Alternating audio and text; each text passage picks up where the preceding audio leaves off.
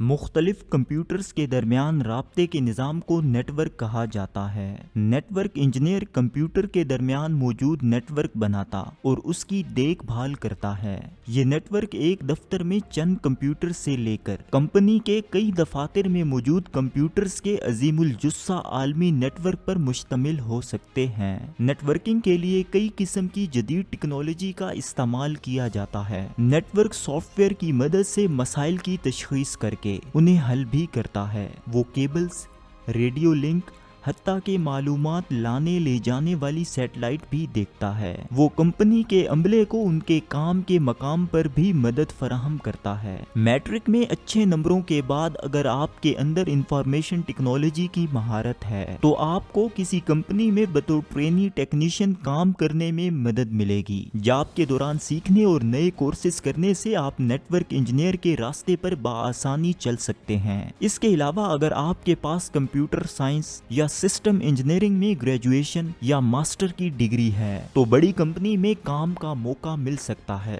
جہاں بڑے اور پیچیدہ نیٹ ورک ہوتے ہیں۔ نیٹ ورک انجینئر کی ترقی کا بہت انحصار کمپنی کے سائز پر ہوتا ہے۔ اگر آپ چھوٹی کمپنی میں کام کرتے ہیں تو آپ کو یہاں موجود کمپیوٹرز میں وائرس اور سست انٹرنیٹ رفتار جیسے مسائل کو حل کرنا ہوگا۔ تاہم اگر آپ کثیر ملکی کمپنی کے ساتھ کام کر رہے ہیں تو عین ممکن ہے کہ آپ مخصوص شعبے میں کام کریں جیسے نیٹ ورک آرکیٹیکٹ یا سائبر سیکیورٹی۔ کامیاب نیٹ ورک انجینئر بننے کے لیے کن قابلیتوں کو سیکھنے کی ضرورت ہوتی ہے؟ ابلاغ کی بہترین مہارت ہو تاکہ غیر تکنیکی عملے سے بات کر کے انہیں تکنیکی مسائل سمجھا سکے۔ سافٹ ویئر ڈیولپرز اور آئی ٹی پروفیشنلز کی ٹیم کے ساتھ کام کرنے کی اہلیت ہو۔ آئی ٹی ٹیکنیشینز کو بخوبی چلا سکے اور انتظامیہ سے بات چیت کر سکے۔ فوری طور پر کم وقت میں مسئلہ کی شناخت کر کے اسے حل کر پائے۔ کمپنی کے نیٹ ورک میں آنے والے مسائل کو حل کرنے اور اسے چالو رکھنے کے لیے صبر اور مستقل مزاجی لازمی ہے۔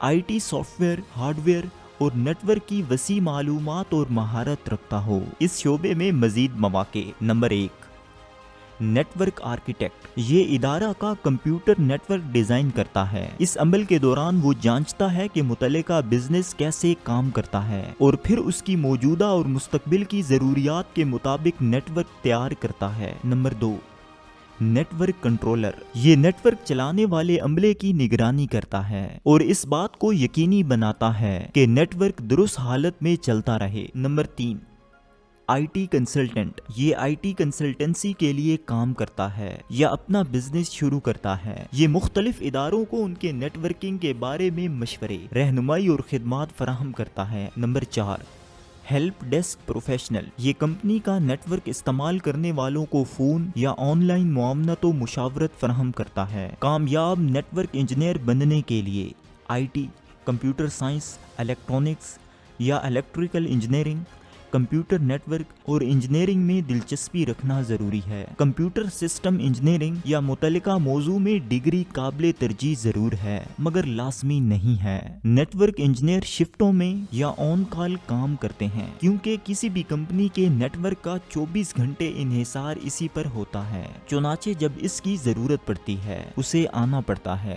زیادہ تر کام دفتر میں ہوتا ہے لیکن بعض نیٹ ورک انجینئر پروجیکٹ کی نوعیت کی بنا پر گھر سے دور مقام پر بھی کام کرتے ہیں۔ نیٹ ورک انجینئر کو کن مشکلات کا سامنا کرنا پڑ سکتا ہے؟ ٹیکنالوجی میں ترقی کا مطلب ہے کہ اس شعبے میں ترقی اور تبدیلی ہو رہی ہے، چنانچہ نئی مہارتوں کی ضرورت پڑتی ہے۔ لہٰذا نیٹ ورک انجینئر کو مسلسل اپنی معلومات اور مہارت کو بڑھاتے رہنا پڑتا ہے۔ ناظرین، ہماری ان ویڈیوز کا مقصد معاشرے اور خاص طور پر نوجوان نسل کو مختلف طرح کے کیریئرز کے بارے میں آگاہی فراہم کرنا ہے تاکہ انہیں اپنے پیشن کے مطابق شعبے کا انتخاب کرنے میں آسانی رہے اور وہ ایک باعزت روزگار شروع کر سکیں۔